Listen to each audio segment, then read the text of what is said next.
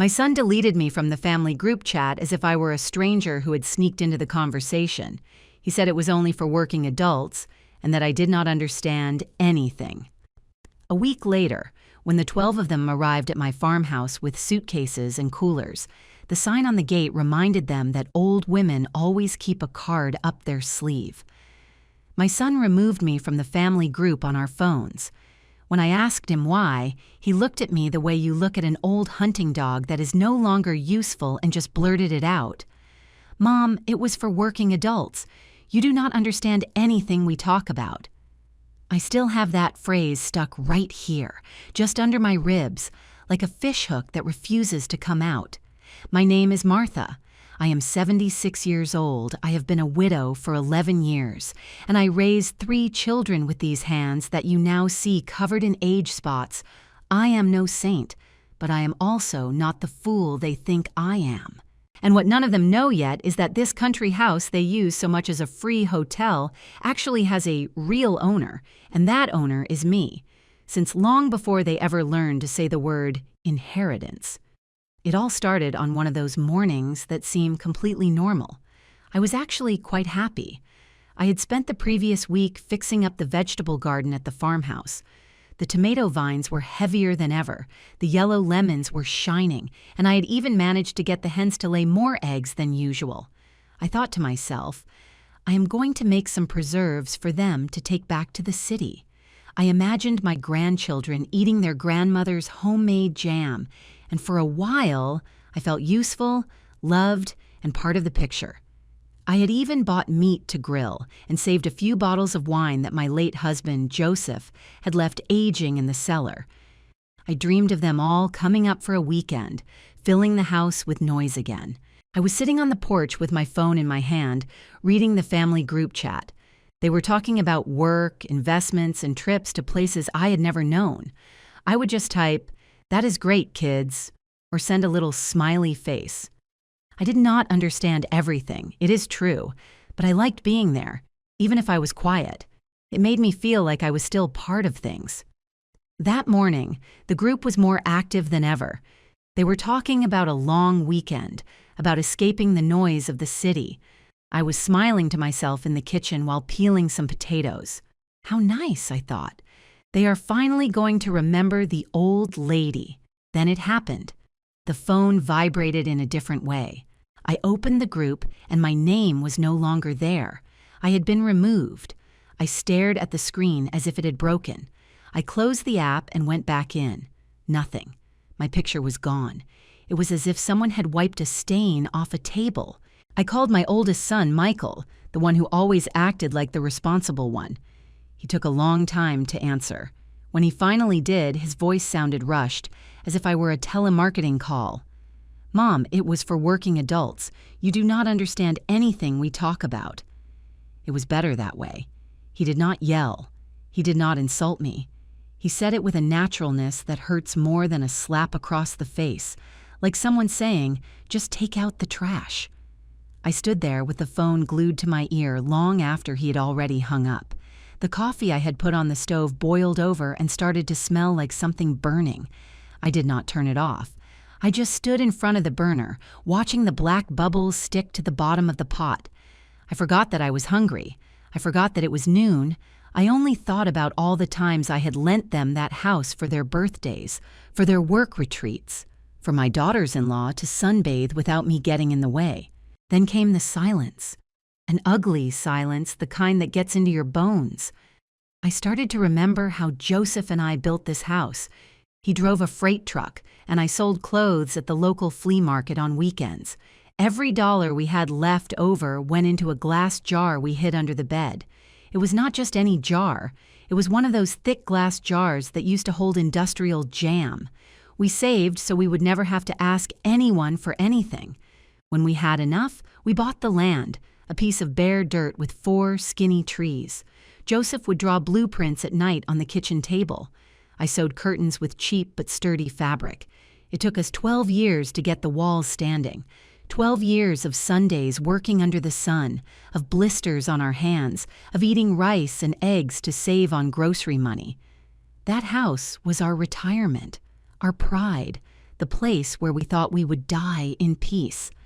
And now my children were using it as if it were a free Airbnb. They brought friends, they brought portable coolers full of expensive beer, they played music I did not know, and then they left, leaving everything a mess. I always picked up after them. I always cleaned. I always kept quiet. The day after they removed me from the group, my oldest daughter-in-law sent me a private message, acting like nothing happened. "Martha, can you leave the keys under the big planter? We are going to go up for a few days with the kids." "No, please, no thank you, no how are you?" Just that, as if I were the maid of the property. I replied, "Yes, of course," because I had not yet gathered the strength to say no. But inside, something was slowly tearing apart, like when an old piece of fabric gives way at the seam. A week later, I found out through my neighbor's wife that they were organizing a huge trip. 12 people. Michael, his wife, their 2 grown kids, my daughter Lauren with her new husband and 3 of their friends, the youngest, David, with his girlfriend and I do not know how many others, coolers, meat, speakers, and tents just in case. They planned to arrive on Friday at noon and stay until Sunday. No one told me, no one asked me if I wanted to be there. It was as if the owner of the house no longer existed.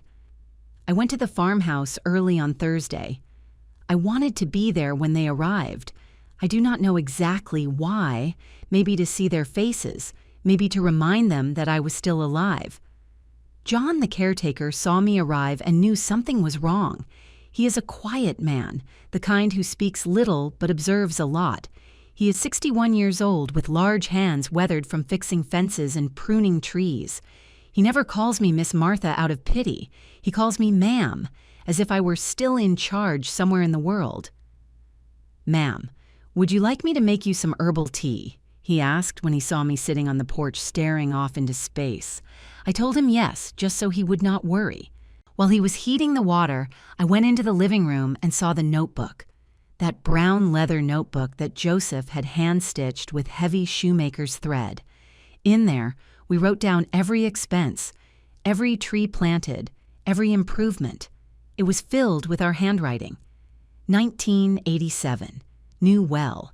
It cost $3,400, but it is worth every penny. 1994. Kitchen roof. Martha chose the clay tiles. It was our memory, our will without lawyers. Michael arrived first. He walked in without knocking, as if he owned the place. He saw me sitting in my usual chair and frowned. "Mom, what are you doing here?" I explained, with the calmest voice I could manage, that I had been removed from the group, that no one had told me they were coming. He sighed as if I were a math problem he could not solve. "It was just so we would not bother you with adult things, Mom. You have rested enough. Let us enjoy the weekend in peace." Then he did something that I still cannot talk about without my voice trembling. He saw the notebook on the table. That notebook that smelled like Joseph, like hard work, like us. He picked it up, flipped through it without interest, and threw it into the trash can next to the fireplace. Just like that, like someone throwing away an old newspaper. These old things just collect dust. "You should clean up a bit, Mom, so the house looks decent for the guys." I did not scream. I did not cry in front of him. I just stared at the notebook lying there among orange peels and dirty napkins. John, who was walking in with the tea, saw everything. He did not say anything at that moment. He just set the cup down next to me. He put a hand on my shoulder for a second, in that way that says, "I am here," without needing any words. And then he went back out to the yard. That small gesture hurt me more than my son's contempt, because John, who barely makes enough and lives in a little adobe house out back, treated me with more dignity than my own flesh and blood. I went to the bedroom that belonged to Joseph and me. I sat on the bed that still had the quilt I knitted in 1998. I watched through the window as my children and their partners unloaded coolers, bags, and speakers. They were laughing, making plans. No one invited me to sit with them. Lauren walked down the hallway and did not even turn her head to say hello. It was as if I were an old piece of furniture in the way. I stayed in there for a long time. My hands were shaking. I felt a hole in my chest that nothing could fill. I remembered when Michael was a boy and would get sick with a fever. I would spend the night sitting by his side, putting cold washcloths on his forehead. I remembered when Lauren fell off her bicycle and I had to carry her 2 miles into town because we did not have a car.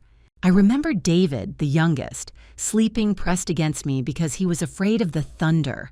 And now, none of them could spare even 5 minutes for me without looking annoyed. John came back later.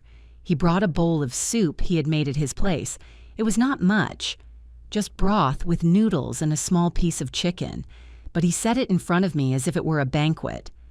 "Ma'am, if you want, I can tell them to leave. This is your house." I told him no, not yet. But that night, as I listened to them laughing and blasting loud music, something started to shift inside me. It was not anger yet. It was more like when a seed finds a crack in a stone and decides to grow, even if it has to force its way out. I remembered all the documents I kept in a metal box under the wooden floorboards of the bedroom. Documents my children never asked to see. Documents that stated with clear handwriting and registry stamps that this house had never been transferred to their names, that I had never signed anything, that everything still belonged to me. I did not say anything that night. I stayed quiet, but for the first time in a long time, I slept without crying. Because when a mother gets tired of being the one who always understands, the one who always forgives, the one who always cleans, she starts to remember that she also knows how to lock doors. The next day, the rest of them arrived, 12 in total. The iron gate that Joseph had welded with his own hands was locked shut with a brand new chain. They got out of their cars laughing, carrying red and blue coolers, grocery bags with expensive labels. Michael was the first to approach. He saw the sign I had painted myself the night before with large, clear letters, using the same white paint we used to mark the fruit trees. The sign read, "This property is private. Only those invited by the owner may enter. Those who removed me from the group chat already know where the exit is." No one moved. Lauren was the first to speak, using that high-pitched voice she gets when something does not go her way. "This is ridiculous. It is the family house." I was on the other side of the gate, sitting in my usual chair with John standing beside me like a silent guard. I did not stand up. I did not yell. I just looked at them one by one, slowly, the way you look at someone you think you know and suddenly realize you never did. And for the first time in years, I felt that the one who understood everything was me. They still had no idea how much, but they were about to find out. My son stood frozen in front of the gate, with the face he used to make as a child when a toy was taken away from him. The others started unloading the coolers and suitcases as if they still believed it was all a misunderstanding that could be fixed with a smile. I watched them from the living room window, half hidden behind the curtain Joseph had hung in 1992. I did not move. I did not yell.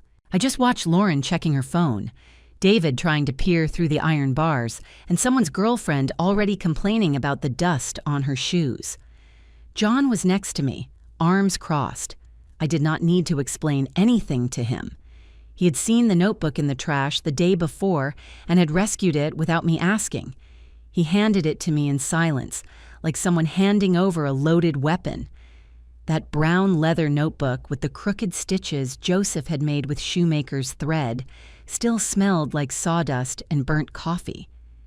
I opened it on the kitchen table and turned the pages slowly. Every line was a reminder. The counted dollars, the planted trees, the well that took 6 months to finally give water. My children had never asked about any of that. To them, this farm was just a place they showed up to with coolers and left completely trashed. I sat down and started writing on the very last page, using the same pen I use for my grocery lists. I wrote down the date, the time, and what had just happened. Friday, 12 arrived without notice. Gate locked, sign posted. I did not add emotion, just the facts, the way Joseph taught me when we first started building. While I wrote, I could hear their voices outside. Michael was already raising his voice, saying this was ridiculous, that I was overreacting over a WhatsApp group. Lauren answered him, saying it was probably senile dementia, that at this age old women get weird. They said it loud, as if I could not hear them, as if the walls did not have ears. I did not feel anger yet. I felt something colder, more calculated, like when you know a storm is coming but you have already patched all the leaks in the roof. That house was not theirs. It never had been. Joseph and I never signed anything over to them. Everything was still in my name in the county registry, down to the last inch of dirt. I had the papers safely tucked away under the wooden floor of the master bedroom, inside a metal cash box we bought at the local flea market for $5 back in 1986. No one knew about that box. Not my kids, not the daughters-in-law, not even John. It was my ace in the hole, the one I kept just in case one day they treated me exactly the way they were treating me right now. I decided it was time to pull it out. I was not going to yell. I was not going to explain. I was going to act the way I acted at the market when someone tried to lowball me too much. Quiet, precise, and leaving no room for negotiation. While they were still outside arguing over who was going to climb the gate, I got up and went to the bedroom. I locked the door behind me. The sun was streaming through the window, warming the quilt I knitted when Lauren turned 15. I knelt beside the bed. I lifted the loose floorboard that always creaked when Joseph got up in the middle of the night. There was the box. The metal was cold, slightly rusted at the corners. I pulled it out with both hands like someone lifting a newborn baby. That was my ritual. That gesture of kneeling and lifting the wood was the closest I had come to telling the past that it was no longer in charge. I opened the box on the bed. The papers were yellowed but perfect. The original deed to the land, the one we signed at the registry with a notary who had passed away years ago. The receipt for every single improvement, paid for with our sweat. The folder where I kept the letters Joseph sent me when he was out on the road. Everything was there, intact. I touched each page as if touching my husband's face. Then I did what I had to do to break from who I used to be. I took all the spare keys I had given to each of them over the years, 12 complete sets, one for every surprise visit, and I put them inside a cloth bag. I was going to lock them away. There would be no more unannounced arrivals. No more leave the keys under the planter. That was the moment I stopped being the mother who always fixed everything. I stood up, brushed the dust off my knees, and put the box back. But this time, without closing the floorboard all the way. I wanted it to be easy to grab. I wanted it to be ready. When I stepped out of the bedroom, John was waiting for me in the kitchen with a glass of cold water. He did not ask what I had done. He just said, "Ma'am, the youngest is trying to pick the padlock with a wire. The rest of them already set up a folding table outside like this is a picnic." I smiled for the first time in days. A dry smile, the kind that does not reach your eyes. I asked him not to open the gate under any circumstances, and to tell them, if they asked, that the owner was busy. John nodded and walked out. I watched him talk to them through the iron bars. Michael turned red. Lauren started crying with that fake sob she uses when she wants to manipulate someone. David just stared at his phone, probably trying to figure out how to call a locksmith. I stayed inside, walking slowly through the house. I looked at every corner as if seeing it for the first time. The fridge full of beer they had left last month. The extra towels I always washed for their visits. The good sheets I kept in the closet, just in case the kids come over. I started gathering all of it. It was not anger, it was order. I stuffed the towels into a large garbage bag. The sheets, too. I hauled them to the little back room where John kept his tools. When I passed by the window, I saw that Michael was trying to call me on the phone. I let it ring. 5 times. 10 times. Then I put the phone on silent and left it on the table, right next to the notebook. I thought a lot that afternoon. I thought about how, during 11 years of being a widow, I had remained exactly the same. The one who lent things out, the one who stayed quiet, the one who cooked for 12 mouths without a single complaint. I thought about the times I canceled my own doctor's appointments to pay for the boys' car repairs, about how I sold my jewelry to help Lauren when she divorced her first husband. All of that had built this house too. Every sacrifice was written between the lines of that notebook, and they had tossed it in the garbage like it was an old grocery receipt. John came back inside. His face was serious, but his eyes were calm. He told me they had decided to give the old lady some time, that they pitched their tents outside and were grilling meat like nothing was wrong. I could hear the laughter. The smell of barbecue drifted all the way into the kitchen. It reminded me of all the times I had fired up that grill for them myself. This time, the smell made me nauseous. I asked John to shut all the front windows, to turn on the fan in the back, to stay with me in the rear of the house where they could not see us. He obeyed without asking questions. While he was closing the windows, I took out the notebook again and wrote down, "We do not open. We do not answer. We begin." I took the first concrete step when the sun was already setting. I picked up the landline phone, the one that still worked because Joseph had insisted on keeping it, and I dialed a number I knew by heart. It belonged to Mr. Robert, the lawyer and notary who had handled all our paperwork from the very beginning.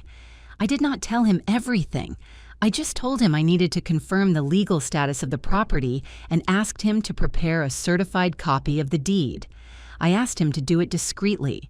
Mr. Robert, who is almost 80 years old like me, just said, "Understood, Martha. I will have it ready first thing tomorrow morning. Do you want me to bring it to you myself?"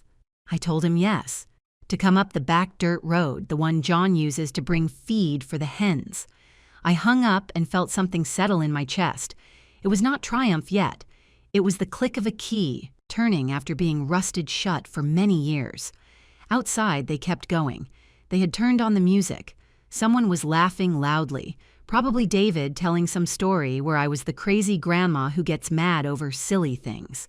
I heard Michael say, "Let her be. Tomorrow she will wake up in a better mood and open up. She always does the same thing." Lauren replied that she hoped so, because she had already paid for Saturday's catering and was not about to return it. They talked about me as if I were a dog that barks but does not bite, as if the house were theirs and I was just an annoying tenant. I sat on the back porch where the afternoon sun hits and you can overlook the vegetable garden.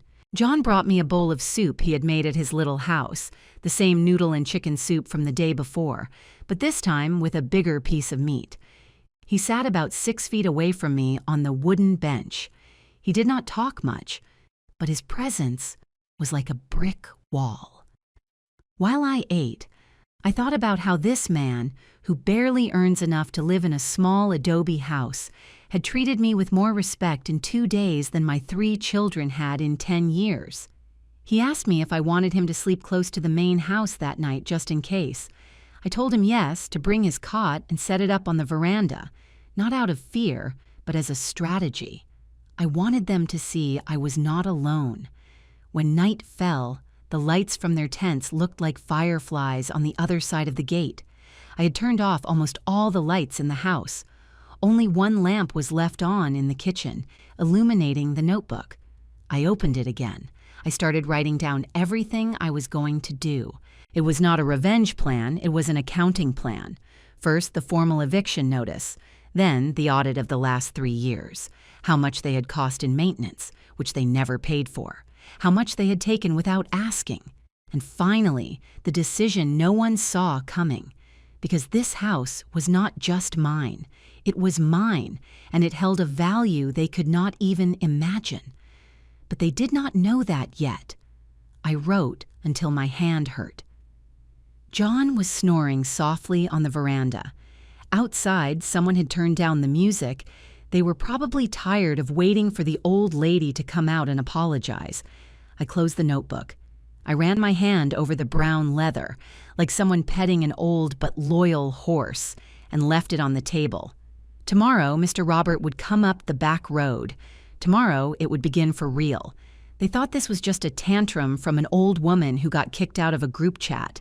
They had no idea that the only group that really mattered was the one I had been building on my own for decades. in silence, with legal papers, stamps, and the patience of an aunt. I lay down in the big bed.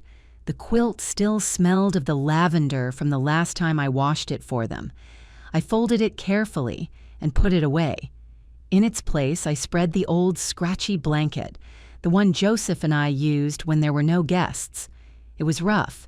It had patches, but it was ours. I pulled it over me, and for the first time in a long time, I did not feel cold. Outside, an owl hooted. Inside, the notebook waited on the table like a guard dog. And I, Martha, 76 years old, a widow, mother of ungrateful children, was finally starting to remember exactly who had built all of this with her bare hands. They slept in tents that night. I slept in my bed. And when morning came, the gate was still locked. The sign was still there. And I was no longer the same woman who had been removed from a group chat. I was the owner, and I was ready for them to know it. But not quite yet. First, I had to make a few more calls. First, I had to finish writing in that notebook everything they had forgotten. Because old women always keep a card up their sleeve, and mine still had several pages left. My son overslept in a cheap tent that barely kept out the morning dew. I got up before the rooster crowed, just like always. The brown leather notebook was on the kitchen table, open to the last page. I picked up the pen and kept writing, slowly, with a steady hand even though my joints ached a bit from the dampness. Saturday. Dawned with 12 people outside. We do not open. Mr. Robert is coming up the back road. I closed the notebook and ran my hand over it like petting an old dog that never bit anyone who did not deserve it. That notebook was the only thing that still smelled like Joseph, like sawdust, strong coffee, and nights spent doing math by candlelight. I made coffee in the usual pot, no sugar, very strong. John was already awake on the veranda. I saw him fold his cot carefully without making a sound, as if he did not want to wake those sleeping on the other side of the gate. He looked at me and just nodded. That was all it took. That 61-year-old man with hands covered in calluses from fixing whatever my children broke was more family than the 3 I gave birth to. He brought me a glass of fresh well water and stood in the doorway waiting for instructions. "Ma'am, the youngest got up early. He is checking the padlock again," he told me in a low voice. I told him not to worry, that today we were not going to open the gate, but we were not going to hide either. I asked him to keep an eye on the back path, the one that borders the lemon grove. "Mr. Robert was due to arrive any minute, and I did not want my children to see him." John put on his old hat and went out without another word. I sat down on the chair on the back porch, where the sun hits softly and you can hear the wind through the tomato vines. From there, they could not see me. They carried on with their forced laughter and the smell of instant coffee they brought in their expensive thermoses. I heard Lauren complaining about the cold in the tent, and Michael saying, "The old lady is going to cave, she always caves." Mr. Robert arrived right on time, just like he has for 30 years. He drove his old truck up the dirt road with the headlights off, so as not to draw attention. John brought him in through the kitchen door. The lawyer was carrying a large manila envelope, sealed and signed with his blue ink signature. He sat across from me at the pine table Joseph had built in 1989. He did not ask how I was doing. He looked at me over his glasses and got straight to the point. "Martha, here are the certified copies. The original deed has been in your name since 1978. Nothing was ever transferred, not to the kids, not to anyone. Everything is still yours, right down to the last hen in the coop." I listened to him in silence. I poured him coffee in the chipped mug he always used when he came to visit Joseph and me. I told him about the group chat, about the notebook being thrown in the trash, about the sign on the gate. I did not exaggerate. Just the facts, exactly as we used to write them in the notebook. Mr. Robert shook his head slowly, like a man who has seen it all in the county records. "This is what we are going to do," he said, lowering his voice. "First, I am giving you this formal notice. It is a legal eviction letter informing them that they are occupying private property without the express authorization of the owner. They have 24 hours to leave, or it is considered trespassing. Second, I prepared an audit based on the expenses you logged in that notebook of yours. The maintenance they never paid for, the electricity, the water, the food they left rotting. These are hard numbers, Martha. It is not anger, it is accounting. I took the letter. The paper was thick. It smelled like fresh ink. I read it twice. Everything was there.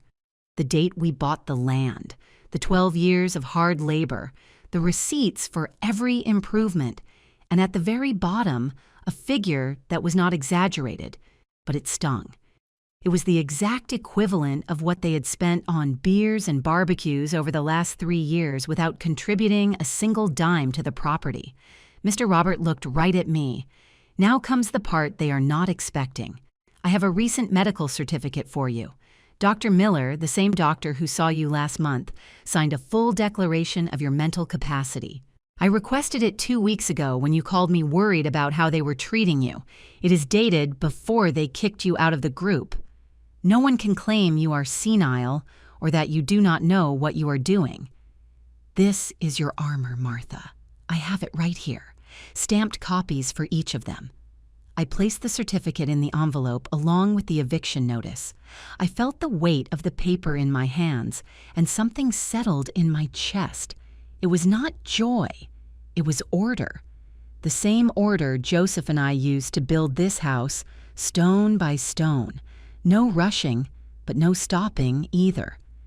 John stood by the door, listening to everything without interrupting. When Mr. Robert got up to leave, he asked him to exit through the same back path. I stayed alone in the kitchen for a moment. I opened the notebook again and wrote down the exact time Mr. Robert left. 10:47. Documents ready. Bulletproof. Michael walked up to the gate and started banging his palm against the heavy chain. "Mom, this is crazy. Open up right now." I did not answer. I stayed in the living room with the curtains barely drawn, watching them. David was trying to connect his phone to a portable battery that was already almost dead. Someone's girlfriend was complaining about the heat and the smell of dirt. They had planned a luxury weekend with my country house as their free hotel. Now they had tents, dust, and a locked gate. John brought me a plate of rice and eggs that he made in his little house. We ate in silence at the kitchen table. He did not speak much, but every time he poured me water or moved my chair so I would be more comfortable, he reminded me that respect has nothing to do with blood. In the afternoon, I turned things up a notch. I asked John to put up a second sign, smaller but very visible, right next to the first one. It read, "Private property. Unauthorized occupation will result in charges for misuse.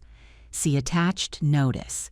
We nailed it to the wooden post that Joseph hammered in 30 years ago. Then I called the local police officer, Mrs. Evans' son, who has known me since I was a little girl. I did not ask him to come over just yet. I only explained the situation and texted him a picture of the eviction notice. He told me that if I formally requested it, he would come and file a trespassing report. I saved that conversation. Everything was going on the record. Around 3 in the afternoon, when the sun was beating down the hardest and the tents were turning into ovens, I decided it was time. I told John to put on a clean shirt. Mr. Robert had already returned up the back road with 2 more copies. The 3 of us walked out together toward the gate. I walked slowly with the envelope in my hand and the notebook under my arm. I was not shaking at all. The 12 of them were gathered on the other side, sweating, with annoyed and hungry faces. They had tried to grill meat with some charcoal they found in the shed, but the smoke was bothering them. When they saw me approaching, they suddenly went quiet. Michael was the first to speak with that voice of, "I am the oldest, and I know what I am doing." "Mom, enough with the drama. Open the gate and let us talk like a family." I did not open it all the way. I only loosened the chain enough to slide the envelope underneath. Mr. Robert was on my right, wearing his lawyer face that has seen it all. John was on my left, quiet but firm. The 12 of them stepped closer. Lauren took the envelope as if it were on fire. She opened it and started reading out loud at first, but her voice trailed off when she got to the part with the numbers. "This is "Ridiculous," she said, but her hand was shaking. Then came the moment that I still see clearly whenever I close my eyes. Michael tried to grab the chain to force it open once and for all. At that exact moment, the local police officer appeared down the main road on his motorcycle. I had not called him right then, but Mr. Robert had discreetly, while we were walking over. The officer got off his bike, greeted us respectfully, and stood right beside me. All 12 of them saw him. Michael let go of the chain as if it burned him. Lauren turned pale. David dropped his phone on the ground. I spoke for the first time in a loud, clear voice, without yelling. I read them entire paragraphs from the eviction notice. I reminded them that the house was never theirs, that every dollar they spent on beers and speakers during my 11 years as a widow was written down in the notebook, that the well, the roof, the walls, Joseph and I paid for all of it with freight trucks and sales at the flea market, and that from that moment on, if they wanted to come in, they needed a written invitation signed by me. The police officer took notes on everything. John held the gate so it would not open any more than necessary. The sun beat down on the white sign I had painted myself. The smell of burnt meat mixed with their sweat. When I finished reading, Mr. Robert added a few words with his calm lawyer voice. Michael opened and closed his mouth several times. Lauren had real tears this time, not the ones she uses to manipulate. David just stared at the ground. The friends and girlfriends they had brought started to step back a little, as if they did not want to be caught in the middle of the fire, because I was standing there, 76 years old, looking at the children I raised with my spotted hands. And for the first time, I did not feel guilty. I felt like the notebook was finally speaking. Joseph was speaking. The woman who saved money in jam jars for 12 years was speaking. They tried to launch a counterattack immediately. Michael turned red and started raising his voice. He said this was abuse, that I was being manipulated by John and the lawyer, that he was going to call an attorney right now to declare me incompetent. "You are not well, Mom. This is dementia. I am bringing a judge here tomorrow." Lauren chimed in, crying harder, saying that I had always been easily manipulated, that after Dad died, I had gotten weird. David, the youngest, stayed quiet but was texting on his phone, probably looking for another relative to back him up. I listened to them without moving. Mr. Robert took the medical certificate out of the envelope and slid it under the gate. The police officer looked at it too and wrote down the date. It was dated 2 weeks before they removed me from the group chat. There was no way to claim it was new or fake. Michael read the paper and the color drained from his face. He tried one last time, sounding more desperate. "This is not over.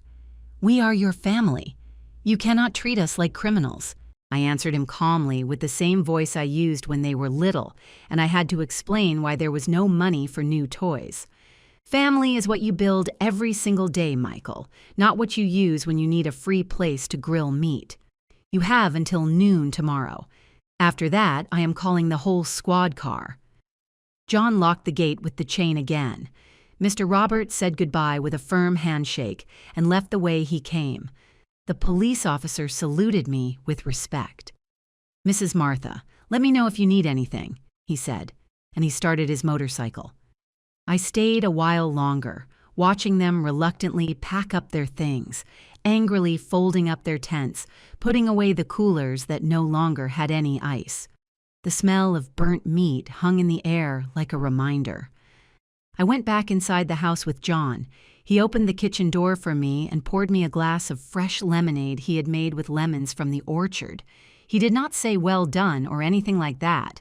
He just sat across from me and asked if I wanted him to make some soup for dinner. That small, simple gesture hurt me and relieved me at the same time. Because while my children were planning how to declare me crazy, John, who owes me nothing, treated me like a lady who is still in charge of her home. I opened the notebook one last time that afternoon. I wrote down everything that had happened, hour by hour, with the names and the looks on their faces when they read the papers. The ink flowed steadily. My hand was no longer shaking. Outside, I could hear the car engine starting up. They were leaving, but not for good. I knew they would come back with lawyers, with threats, with tears. But I had already locked the first door, and the notebook still had many pages left to write. I sat in the chair on the back porch as the sun went down. The vegetable garden was quiet. John was sweeping the yard without rushing. And I, Martha, 76 years old with age spots all over my hands, felt for the first time in a long time that the one who understood everything was not them, it was me. And that the card up my sleeve that I always kept hidden was not just the property, it was everything I built when no one was watching. They thought this ended with an eviction notice. They had no idea it was just beginning.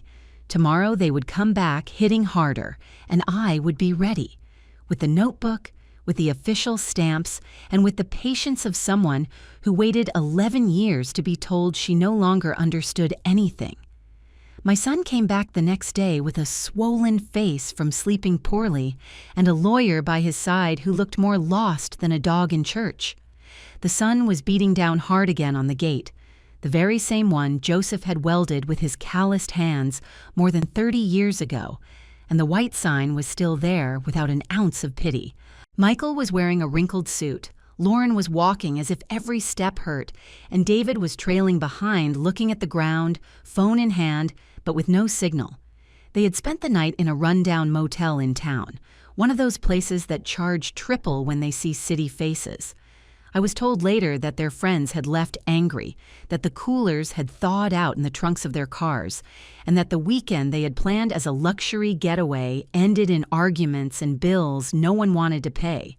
The catering Lauren had hired was ruined. The kids were complaining about the dust, and even David's girlfriend had threatened to never go out with him again if this was what family meant. All of that because an old woman who does not understand anything had locked her own door. I watched them from the kitchen window, with the brown leather notebook open on the table. John was by my side, silent as always, but this time he was holding a broom in his hand like a weapon. I had made coffee for 2, not for 12. The smell filled the house and mixed with the scent of the tomato vines that kept growing outside, completely indifferent to the drama. Mr. Robert had already sent me a message early in the morning. Everything was filed. Everything was bulletproof. The medical certificate was copied and stored in 3 different places. They could scream all they wanted about dementia, but the paper was dated from before, signed by a real doctor, and had an official seal that could not be washed away with tears. Michael was the first to speak when I walked up to the gate. This time the chain was not pulled tight, but I did not open it either. The lawyer, a skinny guy with glasses who could not stop sweating, cleared his throat and pulled out some papers. "Mrs. Martha, this is a family misunderstanding. My clients just want to talk. Yesterday's eviction notice was excessive." I looked at him without rushing. He had the same look as the vendors at the flea market when they tried to sell me cheap fabric. John stood 1 step behind me, arms crossed, and for the first time in days I felt like I was not alone, even though my own blood was on the other side. I passed 2 glasses of water through the iron bars, not out of kindness, but strategy. I wanted them to see that I was still the one deciding what came in and what went out of my land. Lauren took the glass, but she did not drink. She started with the crying routine I already knew by heart, the same one she used since she was a little girl and wanted her sister's toy. "Mom, please. We are your kids. You raised us with so much sacrifice. Dad would not have wanted this. You are treating us like criminals over a stupid group chat. I just wanted you to rest, so you would not have to worry about our silly adult stuff." Michael nodded along like he was the chorus in a bad play. "Exactly. You are being manipulated, Mom. That guy John and the lawyer are filling your head with nonsense. We can bring you a real doctor, one who understands these age-related issues. It is not to take anything away from you. It is to protect you." David did not say anything. He just stared at the notebook tucked under my arm. I smiled, one of those dry smiles Joseph used to say I got whenever someone tried to outsmart me at the market. I answered them without raising my voice, like someone explaining why the rice got burnt to the bottom of the pan. Manipulated by who, Michael? By the notebook you threw in the trash like an old rag? By the papers Joseph and I signed when you were all still in diapers? That is the problem. You all thought I was just a decoration on this farm, the one who cooked, the one who cleaned, the one who kept quiet. And now that the decoration has locked the door, suddenly I am the crazy one. The lawyer tried to intervene, talking about sudden incapacity and legal guardianship. He said he could file an appeal that very same day, that a judge would clearly see a 76-year-old woman could not manage such a large property on her own. That was when I pulled out the envelope Mr. Robert had left for me. I opened it slowly, like someone opening a gift they already know the contents of. I handed them a copy of the medical certificate. The lawyer read it and all the color drained from his face, dated 15 days before they kicked me out of the group chat, signed by the same doctor who's been seeing me for 20 years. Full mental capacity, capacity to manage assets, capacity to decide who enters my home. Michael read it and muttered a curse under his breath. Lauren stopped crying instantly. That was the very first moment they realized the playing field had completely changed. They thought a lawyer and a little emotional theater would fix everything. It was not going to fix it. John, who had not opened his mouth until then, just spoke up with his voice, hoarse from smoking dark tobacco. Michael offered to pay whatever was fair for using the property. Lauren said they could put the house in all 3 of their names, so I would not have to worry anymore. David stayed quiet, but I saw his hands shaking. I listened to them and mentally noted every single word, just like I had been noting everything in the notebook since 1987. When they ran out of arguments, I opened the notebook to the page I had prepared the night before. The handwriting was mine, neat, with the numbers lined up just like Joseph had taught me. First, we are going to talk about what you owe, I told them. This is not a favor. It is accounting. 11 years since Joseph passed away. 137 weekends that you used this house without paying a single dollar for electricity or water or the roof repairs from when your loudspeakers broke things. Plus the beers, the meats, the gas, the wear and tear on the mattresses, the well that dries up faster because 12 people shower as if water comes for free. According to the numbers Joseph and I always kept track of, you owe me $24,000. It is not revenge. It is what you spent, what you never chipped in for, what you threw away acting like the old lady was paying for everything. They were left speechless. Lauren opened her mouth, but nothing came out. Michael looked at the lawyer as if hoping he would say none of this was legally binding. The lawyer mumbled something about exaggeration, but he did not sound convinced. They thought that was it. They thought that by paying that amount, or maybe haggling a bit, they would regain control. That was when I closed the notebook, stroked the rough leather under my fingers one last time, and hit them with the second part, the part that was really going to tear them in half. But what I have to tell you now is much bigger. You all thought this farm was just the little house we built with hard work, just X, like you used to say in your conversations for working adults. Well, it was X plus Y, and it is 10 times bigger. 8 years ago, when I started seeing how you were slowly erasing me from your lives, I went to Mr. Robert and we created an LLC, entirely in my name. This property, the 2 backlots you thought were just empty dirt, even the well and the tomato vines. That company has signed contracts with 2 corporate firms from the city. They bring corporate groups here every month. Executive retreats, team building meetings, the kind of things you guys talk about in the group chat that I do not understand. They pay $800 a day, kids. Every single time you were not here, the farm was working. That money never went into your inheritances. It is in a trust fund that I manage, and according to the papers I signed 6 years ago, it is all going toward a home for widows like me. The notebook is not just a bunch of memories. It is a notarized accounting ledger. Everything Joseph and I wrote down is legally binding before a judge, and the judge already has a copy. The silence that fell over them was so heavy that even the hens stopped clucking. Michael turned completely white. Lauren grabbed onto the iron gate as if she were about to collapse.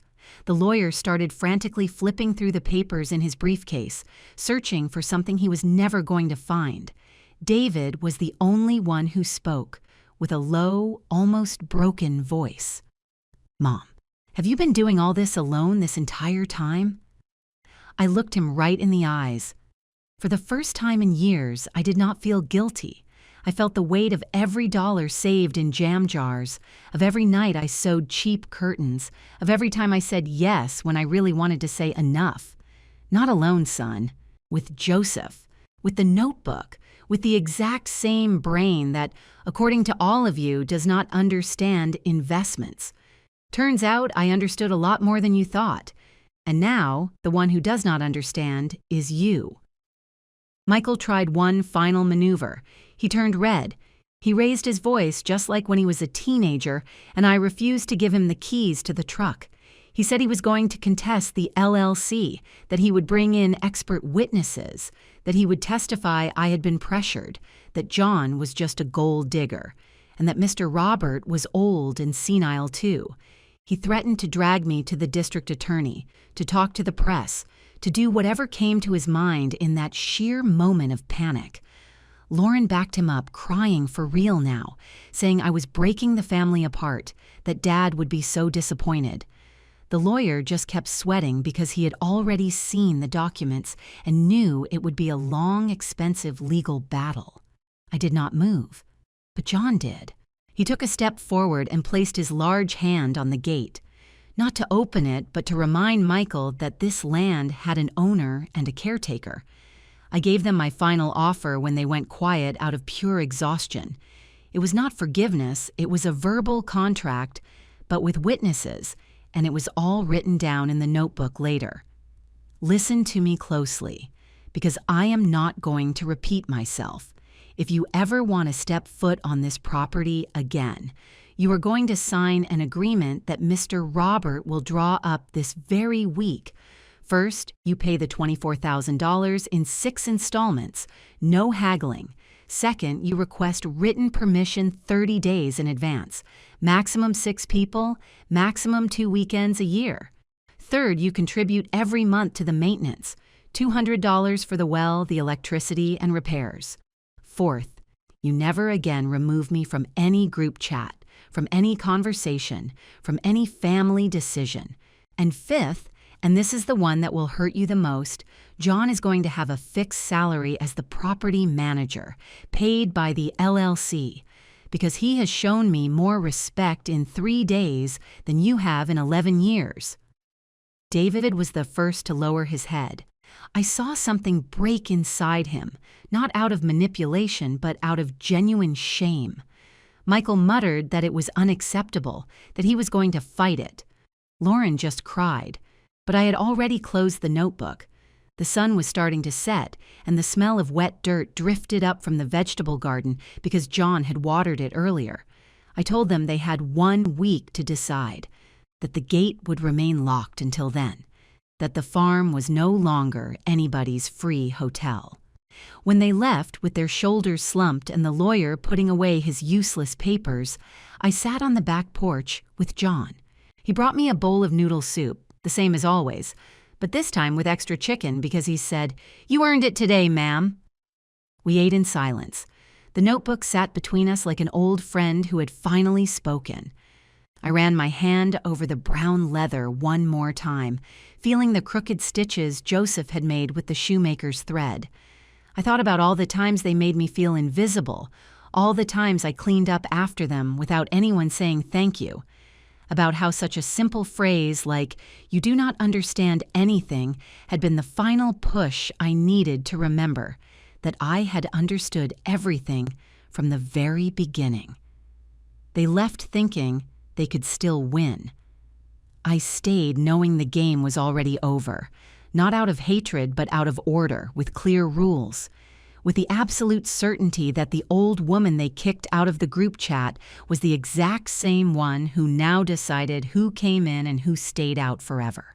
And the notebook, the one they tossed in the trash, now had its final pages written with the most expensive ink in the world, the ink of someone who no longer needs to ask for permission to live in her own home.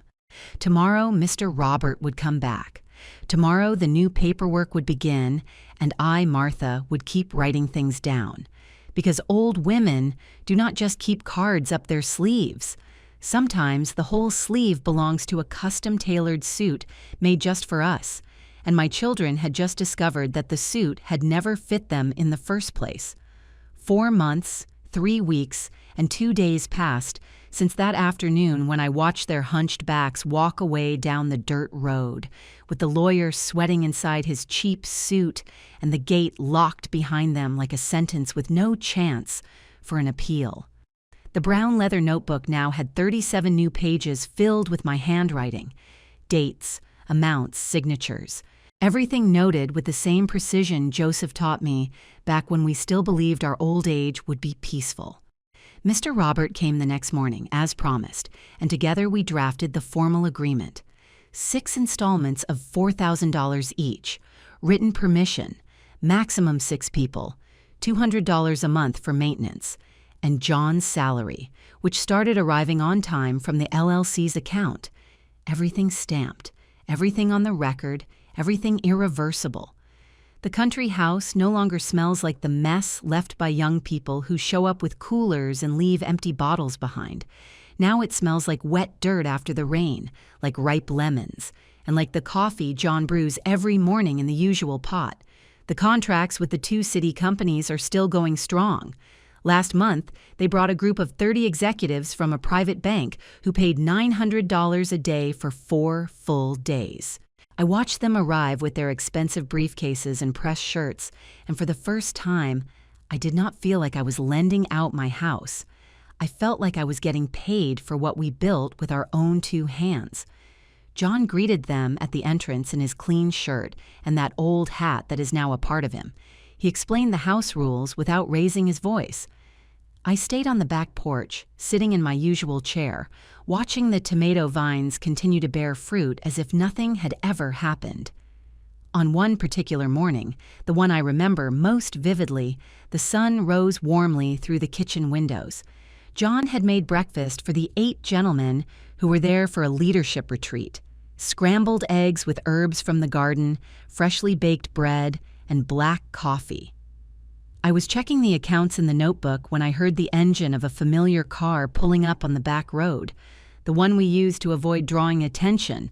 It was not Michael, it was not Lauren. It was David. He came alone, carrying a paper bag in his hand, with his head down like someone carrying a weight he can no longer hide. 4 months without showing his face, not a single phone call, not a single text. And now there he was, standing by the kitchen door, waiting for me to tell him if he could come inside. "Hello, Mom," he said in a voice that no longer had that lightheartedness from before. He sounded older, more tired. I looked at him without getting up. John stayed off to the side, drying some coffee cups as if he were not listening. But I knew he was paying attention. David had always been the quietest of the 3, the one who just stared at the ground by the gate that day while Michael yelled and Lauren cried. Maybe that was why he was the only one who decided to come back before the deadline was up. He paid his share of the first installment last month, without haggling, through a bank transfer that Mr. Robert verified. But paying was not enough. I wanted to see real change. "Sit down," I told him, pointing to the chair across from me. I did not offer him any coffee yet. That would come later if he earned it. He sat down carefully, as if he were afraid of breaking something. He placed the bag on the table. Inside was a jar of tomato jam, the kind I used to make, the kind he always said he loved when he was a little boy. It was not an expensive gift. It was a clumsy attempt to remember that we used to be a family. He told me, stuttering over his words, that Michael had decided not to pay a single cent, that he was furious, had hired another lawyer in the city, and swore he would drag the case out to the bitter end. Lauren, on the other hand, had dropped off the map. She moved to another state with her new husband and only sent short text messages saying she no longer had the strength to deal with a mother who hated them. David stayed. He lost a major contract at work because his clients found out about the family scandal and did not want any trouble. Now he was working for himself on a much smaller, humbler scale. "I understand that things have changed, Mom," he said, staring at the notebook instead of looking at me. I did not know how to stop Michael that day. I just let it all happen. But after sleeping 3 nights in that cheap motel, thinking about how we left with soaked tents and our pride shattered to pieces, I realized that the one who did not understand anything was me, not you. I did not answer him right away. I let the silence do its job. Outside, we could hear the voices of the executives walking toward the orchard, guided by John, who was explaining how Joseph had dug the well with his bare hands. The contrast was so clear it was almost funny. My son, who had once shown up with coolers full of expensive beer, was now asking for permission to sit in my kitchen. Meanwhile, the farm kept running, generating enough to pay John's salary, to send a monthly donation to the widow's shelter that Mr. Robert was helping set up in the next town, and to allow me to finally go to the doctor without having to cancel my appointment because someone needed cash to fix their car. I poured him some coffee in the end, not because I had completely forgiven him, but because I saw something in his eyes that I had not seen in Michael or Lauren. Genuine shame. I repeated the conditions to him, slowly, so everything was crystal clear. He could come once every 3 months, alone or with his girlfriend if he wanted, but always with written permission. He had to help with the maintenance, mow the back lawn, check the fences, whatever John told him to do, and never, under any circumstances, treat me again as if I were a burden who had already served her purpose. David nodded.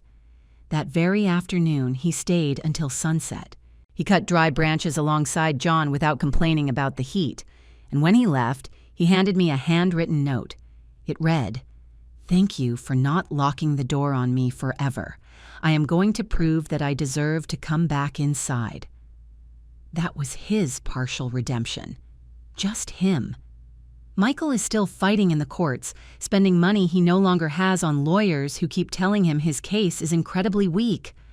Lauren sends pictures of her beach vacations as if nothing ever happened, but I know from my neighbor's wife that her marriage is falling apart and that she no longer brags so much about her family's country house. They chose their path. David is choosing another one, slower, more honest, and I do not feel sorry for any of it. I feel like the accounts are finally balanced. What surprised me the most was how this story started to spread beyond us.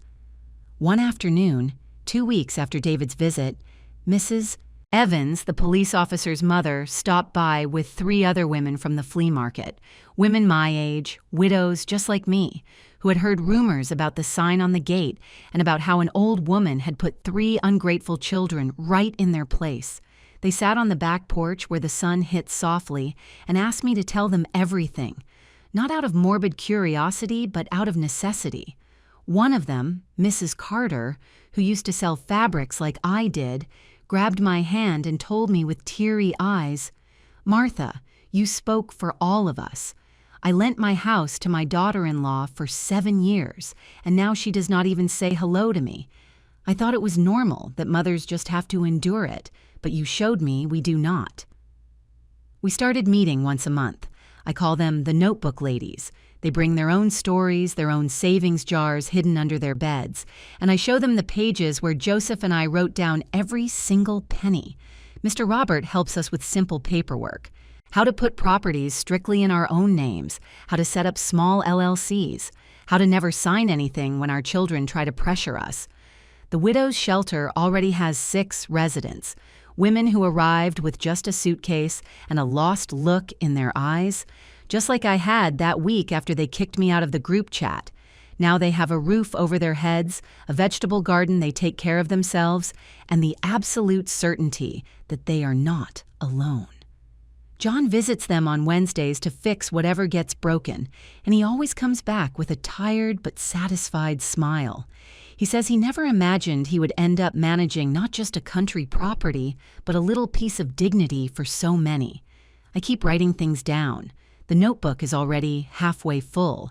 Every deposit from the corporate companies, every installment that David pays religiously, every meeting of the notebook ladies. It is not revenge, it is memory. It is what is left when the pretty words run out and all that remains is what was built with pure effort. Sometimes, at night, I sit on the big bed with the old scratchy blanket that Joseph and I used, and I run my hand over the brown leather. It still smells like him, even though 11 years have passed. And I think that it was all worth it. The 12 years of working under the sun, the jam jars full of coins, the nights sewing cheap curtains. Because in the end, the one who truly understood everything was always me. At the end of it all, after 4 months, 3 weeks, and 2 days, this is what remained. The sign is still hanging on the gate, a little faded by the sun and the rain, but with the clear letters I painted myself that night. Every time a new car approaches and John goes out to greet them with respect, I remember that they removed me from a chat as if I were a stranger, and that I, 76 years old with my hands full of age spots, locked the door of the house I built with my husband, charged them what they owed, and taught them that a true family is not the one talking about investments on a phone. It is the one written with patience, with a notebook, and with hands that never stopped working. The gate remains locked for those who show no respect, and open, just a crack, for those who learn to read what us old women write when nobody is watching.